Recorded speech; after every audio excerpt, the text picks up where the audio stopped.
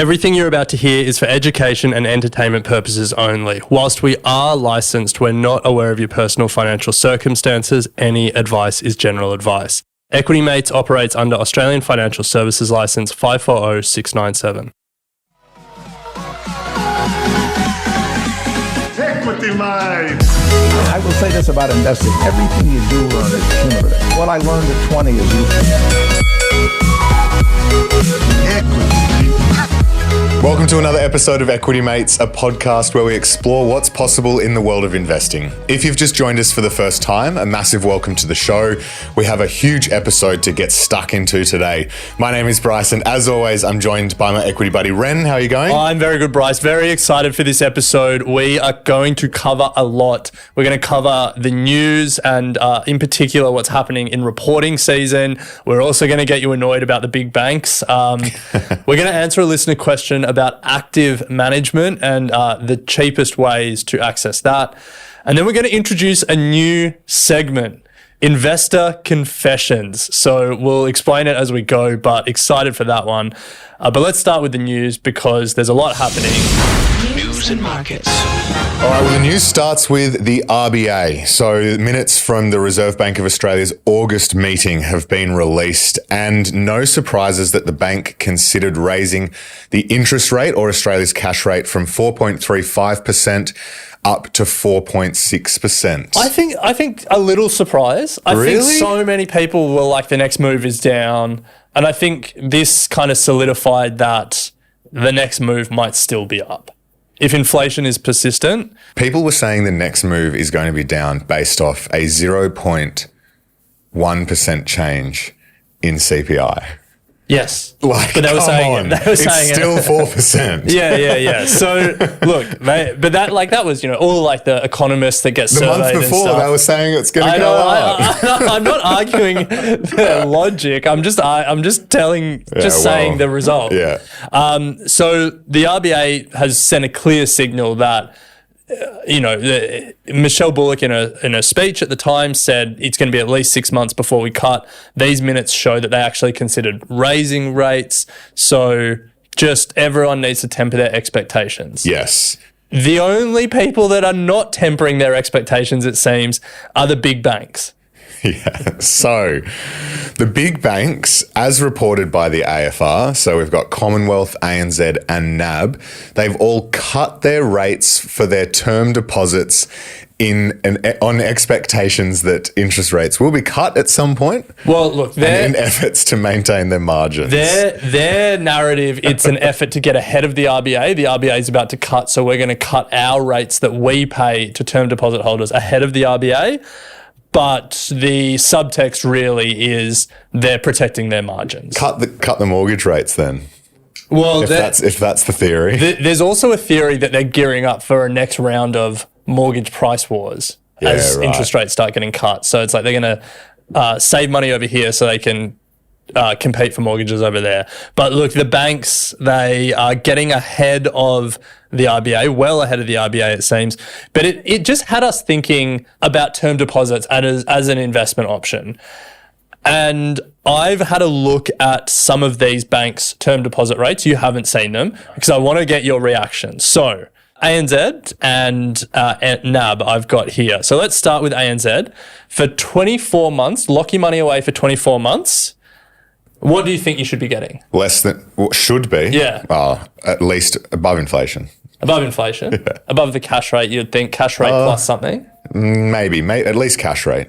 At least, yeah, but cash rate is like the risk-free rate. Yeah. But now you're locking your money up for 2 years. Look, to be honest, I wouldn't be, I know those big banks, I wouldn't be expecting a lot from them. Like economic theory is, look, cash rate is the risk-free rate. If you lock your money away for 2 years and let the bank lend it, you should get, for that illiquidity, you should get some premium.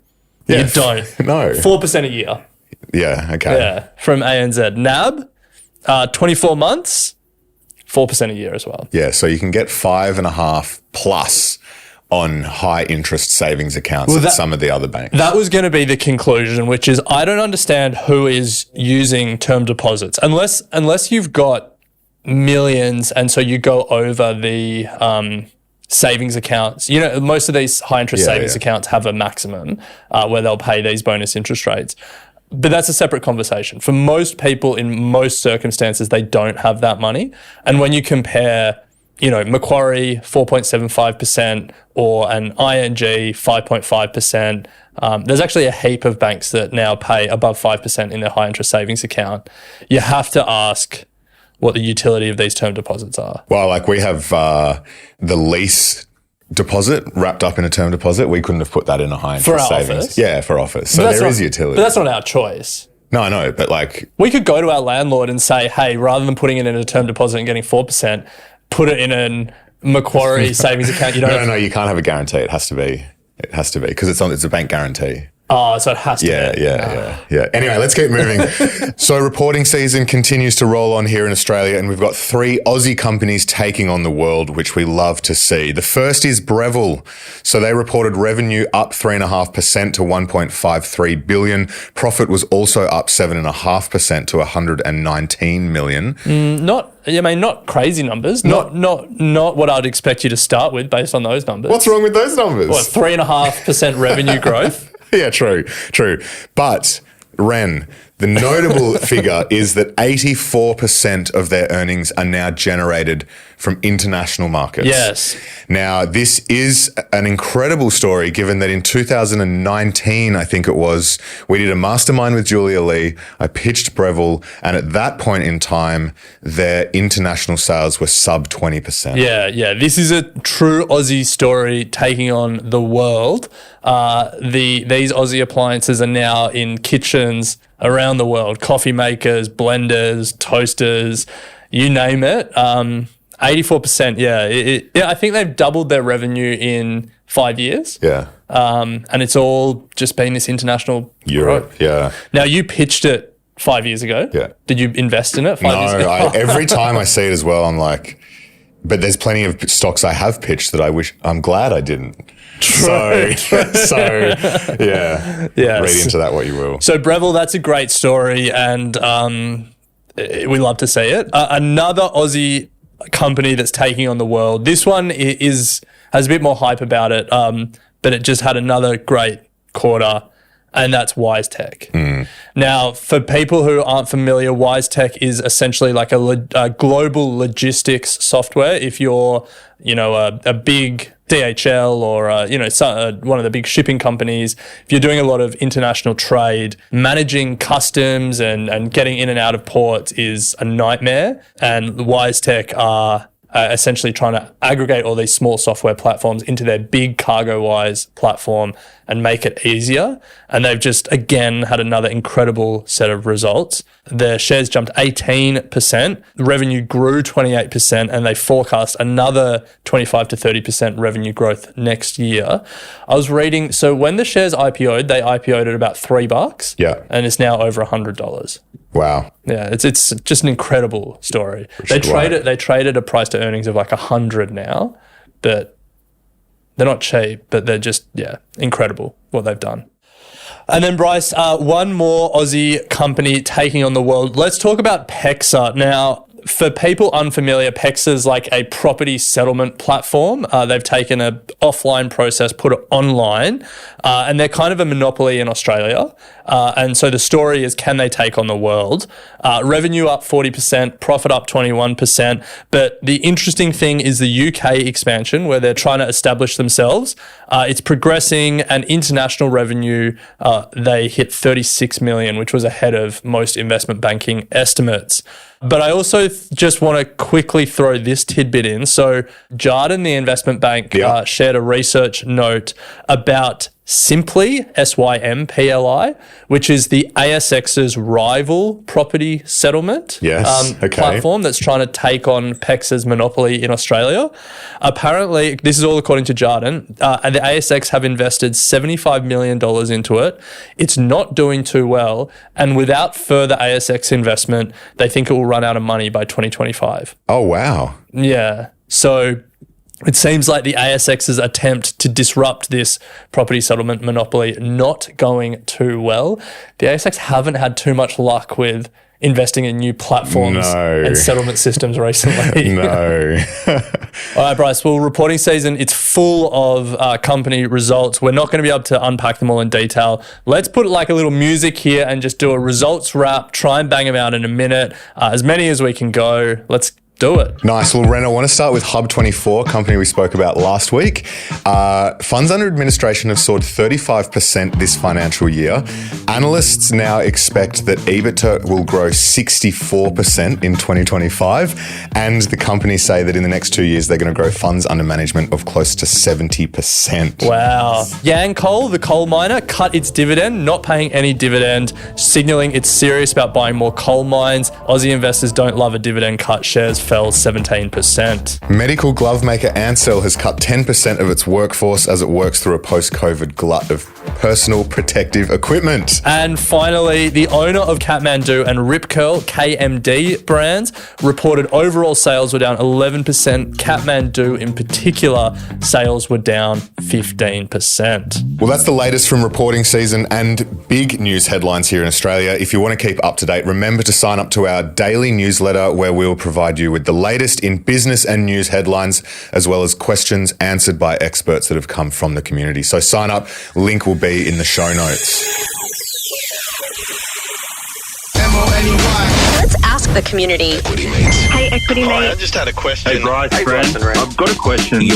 Answered. All right, well, it's that time. We're going to answer a question from the Equity Mates community. This one comes in from Alex. Hey, Bryce and Alec. Big fan of the show. I have been hearing a lot more about active funds and managers, so it would be great to hear how Bryce is going with his Fairlight investment, as well as just to learn some good sort of active funds and managers in Australia with a low initial investment for beginners like me to get into it as well. Thanks, guys. All right, well, Bryce, I think that question is more directed to you than to me, so I'm going to take a back seat on this one. Well, I mean, you're also invested in Fairlight, but yes, so to start with it'd be great to hear how Bryce is going with Fairlight. So for those that have just joined the show, I've made an investment into a small cap fund manager here in Australia. They are unlisted. They are called Fairlight. We've had them on the show a couple of times. I just really love listening to them and kind of back them in for my small cap exposure because I don't have the time to do the diligence required at that end of the market, and also investing in a small cap index is not the way to go when you want small cap exposure. So I've taken a position with them. Early days though, 4 months in, and I see this as 7-10 year journey with these guys if they continue to perform. But yeah, 4 months in, so I'm not making any sort of calls on whether it's the right decision or if it's been a success, because that's the wrong way to look at it. However, if we do look at their performance, past 3 months, 7.3%, and then the past month, 7.1%, just above their benchmark. And I do intend to put a second round of investment in when I hit the 6 month mark. Okay. Yeah. Why the 6 month mark? Oh, that's just because when I anticipate I'll have a bit ready to chuck in. Yeah. Yeah. And I don't want to just have one lump sum. I want to keep building the position over time. Yeah. Not as regularly as I do with our core portfolio, but yeah, just something that I'll probably tip in twice a year or something. Like that. Nice. Now, the second part of the question was all about active managers with lowish initial investments for new investors. Now, there's probably like 3 approaches that you can take here, and there's one approach that we think is the best, but just to signal what they are. The first one is you look for unlisted fund managers and you see what their minimums are to invest off platform, just like directly with them. Yeah. The second is if you have access through an advisor to a platform like Hub24 or NetWealth, all those minimums go away. Yeah. Must be nice. The third way, and this is the way that we can approach it as everyday investors the most easily, is you can look at which fund managers have active ETFs, because there's more and more of those coming to market. We've had a look at some that we'll talk through in a second, but just my overall takeaway was, wow, there's a lot here now. There are a lot. Unfortunately, when you look at what's listed on the platforms that the advisors have access to, it's like daylight. Oh yeah, I mean, like there's like 10,000 funds that they can access. It's like, damn it. But to be honest, I don't need 10,000 funds. No, but it's still alarming the opportunity that those with advisors get. It's one of our biggest frustrations, and it's not the conversation for now. But the opportunity gap in Australian finance between the advised and the unadvised. Yeah. The 10% of Australians that have an advisor, just the buffet of options that they get access to. Well, the scraps of us. Yeah. So anyway, we've had a look at some of the funds that are listed that are good performers historically, because that's, to your point, Ren, you don't want to be looking and making a decision based on minimums. You actually want to be looking at, are these fund managers performing? Have they been doing it over a long period of time? Yeah. And so, I mean, because they're ASX listed ETFs, you're not making the decision on minimums. So you can just focus on performance. Everything you're saying. Yes. Yeah. So we've had a look at non-index tracking, non-sector tracking, and non-specialist strategies. What we mean here is just broad-based. Like, these guys are going out and buying a portfolio of global companies. They're not doing like infrastructure specific or whatever it may be. Or like bonds or income, or they're not trying to do like a particular tilt. It's just like, we're just trying to get returns by investing in companies. Yeah. So this is based on 3-year returns. The best performing is the Munro Global Growth Fund. The ASX ticker is MAET. They've been doing 13.69% per annum. Second is Loftus Peak Global Disruptor Fund. The ticker is LPGD. They've been doing 13.5%. And then Antipodes Global Shares, 8.4%. The ticker is AGX1.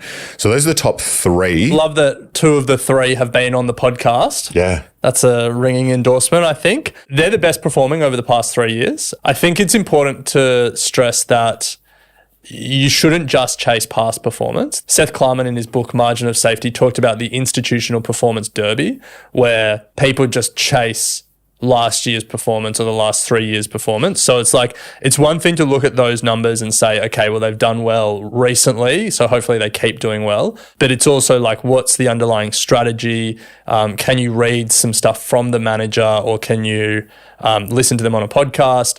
What are their top holdings? Do you think what they're saying aligns with the companies they're investing in, and stuff like that? A few other companies that I think you could go and research depending on what you want to invest in.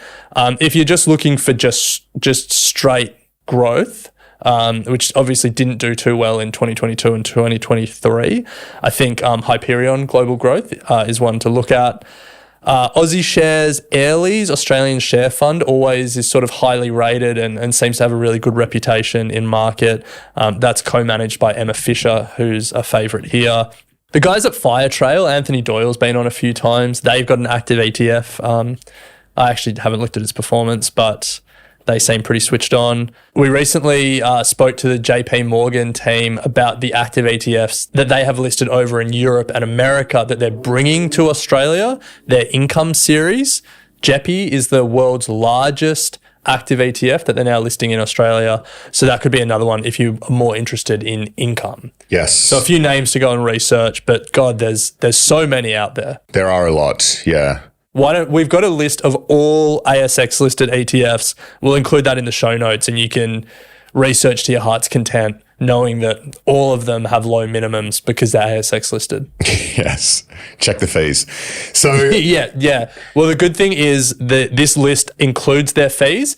Some of the fees are still none of the ones that we listed, but some of them on that list, fees are still above 2%, which feels like not where the world is at the moment. Thank you for the question, Alex. If you want to submit a question, head to equitymates.com/contact and leave us a voice message, and we'll make sure we answer it on the show. But we're going to take a quick break, and on the other side, we're introducing a new segment, Investor Confessions. We'll be right back.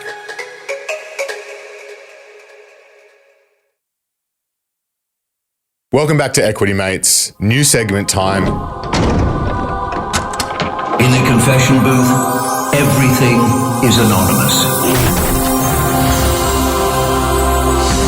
So, Ren, financial media always celebrates success. Yes. We always hear about the Warren Buffetts of the world who do well, but we don't often hear about the big mistakes that we make as investors as we're getting to the Warren Buffett status. You always hear about Bryce Lesky picking Breville in 2019. You never hear about Bryce Lesky picking City Chic in 2019. You do. So this segment is all about giving the community a space to celebrate the not so good parts of their investing journey. Not necessarily investing as well, I would say their money journey. We all make mistakes along the way. There are things that we regret doing, and if we had the time again, we probably would have done differently. Or, to be honest, things that we still do that we know might not be the best, but we do them anyway. Yes. So this is all about hearing the community's investor confessions. It's pretty simple. If you have a confession, hit us up at equitymates.com/contact. You can either write it in and we will read it out on your behalf, or you can leave us a voice message. It will all be anonymous, as you will hear throughout this. We have some confessions to kick things off, but we would love to hear from you. Make sure you get those confessions in. Yeah. Now, to set the tone and to give you a sense of what we are talking about, I am going to start with the first confession. Okay, love it. So I'm going to step into the confession booth. Now, I have to confess that the amount of paperwork we get from share registries has overwhelmed me. Okay. I brought a visual prop for those watching. The amount of paperwork to buy and sell shares has gotten the better of me. I now no longer register my holdings with my share registries. I don't think you have to. I think you meant to. Every time you get a letter, it says But that's the thing, you've already got a letter. It says register your holdings at this quick link. Yeah, but like they know. Do you know what I mean? Like you've already got the letter. Well, this is undermining my confession. Sorry, father shouldn't be. Anyway, yeah. Yeah. Look, I think the registries would say you are meant to update your holdings so you can update your bank details and your dividend reinvestment preferences. But I say, just put it in my brokerage account. I can't be bothered dealing with all of you. And I know it's not the right thing to do, and I know I should be more diligent on my share registry maintenance. But you've gotten the best of me, registries, and that's my confession. Love it, Ren. Thank you so much for your confession. I know that wasn't easy for you, but it must feel good to get it out. I feel there's a weight off my shoulders. Now, we put a call out and we have some confessions to kick the segment off. Understandably, they all wanted to remain anonymous, so we have our producer, Sophie, here, who is going to read them out. Soph, step into the confession box. I bought Bitcoin for $100 when I was at uni in 2012. It went up to 110, so I sold and took the profits. What could have been? Ouch. Oh, that is brutal. That's brutal. That's brutal. I mean, Bitcoin now trading at what, 50-something thousand? Yeah, US dollars. I want to say you're not alone there. I often think about our time at uni, which was around the same time, and what could have been if we just had paid more attention. Yeah. Anyway, thank you. You're not alone, and we appreciate your confession. So if we've got another one, so we'll get you to step into the confession booth again. I bought Virgin Galactic thinking I was going to the moon, literally. And it couldn't be further away. I'm 99% down. Lesson, cut your losses. Yes, that is certainly a good lesson. Another big ouch there. Yeah, yes. Virgin Galactic, it's still trading. It's still in business. It's still in business. I don't know how, but yeah, look. Never give up hope. Damn. Yeah, I would give up hope. I'd be giving up hope at 99% down. Maybe never give up hope, but certainly give up your investments. Yes. Yeah. Give up your astronaut dreams, that's for sure. And then finally, we've got another one here. Bit of a story, not necessarily investing, but money focused. As we said, this doesn't have to be investing confessions. It can be anything on your money journey. Soph, take it away. When I was at uni, I lived in college at a sandstone uni, and I was in with a crowd who were predominantly from rich families. The kind of generational wealth that makes you out of touch with the common man. They were, for the most part, though, accepting and lovely people. I didn't have a whole lot of friends in high school. I'd never been in a clique or a group before, so it was actually pretty thrilling to be part of this tight-knit crew. In the summer uni break of our second year, the group was planning a trip to Europe. I was in a completely different stratosphere of spending to these guys. I'm from what you would call a quote-unquote normal middle-class family and had no help with my expenses from my parents, unlike these guys after the time I was 18. So as the trip planning goes on, it got kind of more and more clear that this was not the budget-friendly backpacking uni holiday that I had envisioned.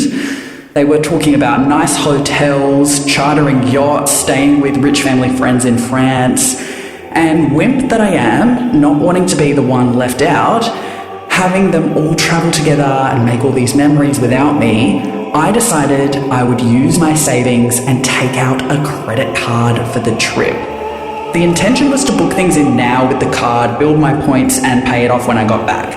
But you may have guessed it, that is not what happened. While we were on the trip, we went out to nice restaurants, we went clubbing every night. Generally, it was a pretty lavish holiday, and I had a great time. But 2 weeks into the 6-week trip, I had already spent just over a third of my budget, and I kept spending.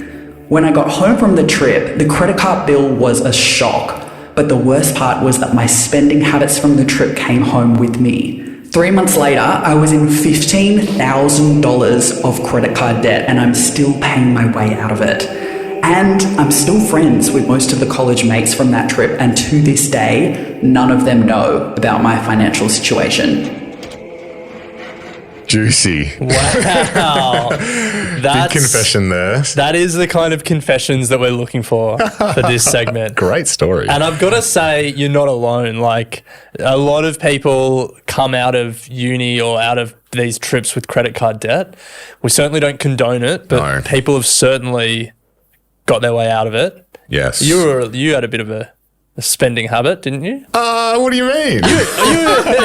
At uni, I did get into some credit card debt. Yeah, I feel like that's part of your story. Yeah, definitely. I got into, not to the tune of 15K, but definitely lived beyond my means at university, yeah. But I think you can really fall into that trap overseas. You get into a bubble of just like, it'll be right when I get home. Tapping the card, not worried about it. I think particularly with this, they're like trying to, relate to people who are just in a completely like different financial situation to them. And so there's that like, your understanding of how much you can spend is like skewed by the people around you almost. Big challenge. Yeah. So as we wrap up, any tips or tricks to get out of it? To get out of credit card debt. Consolidate if it's over multiple credit cards and use that period or refinance and use the period of interest free when you do refinance to try and get that as paid off as fast as possible. I love that. Yeah. And what, you normally get 12 months interest free? Yeah. Get that in, get as much interest free period as you can and just pay it off. Nice. All right. Well, that is the first of our investing confessions segment. This segment is going to live or die by your participation. So if you have a confession, please hit us up at equitymates.com/contact. You can write it and we'll get Soph to read it out. Or if you are brave enough to record it, we would love that. We can use a voice distorter so no one in your family or friends ever finds out it was you. But look, that does bring us to the end of this episode. Make sure you're subscribed to our daily news emails so you don't miss any of the news that's happening around reporting season or anything else. We also have a sister podcast, Get Started Investing, if you want a reminder of some of the basics. But until next time, thanks for listening. You have been listening to an Equity Mates Media production. In the spirit of reconciliation, Equity Mates Media acknowledges the traditional custodians of country throughout Australia and their connections to land, sea and community. We pay our respects to their elders past and present and extend that respect to all Aboriginal and Torres Strait Islander peoples today. This podcast is intended for education and entertainment purposes. Any advice is general advice only and has not taken into account your personal financial circumstances, needs, or objectives. Before acting on general advice, you should consider if it is relevant to your needs and read the relevant product disclosure statement. And if you're unsure, please speak to a financial professional. The hosts of this podcast and their guests may have positions in the companies mentioned. Equity Mates Media operates under an Australian Financial Services Licence 540697.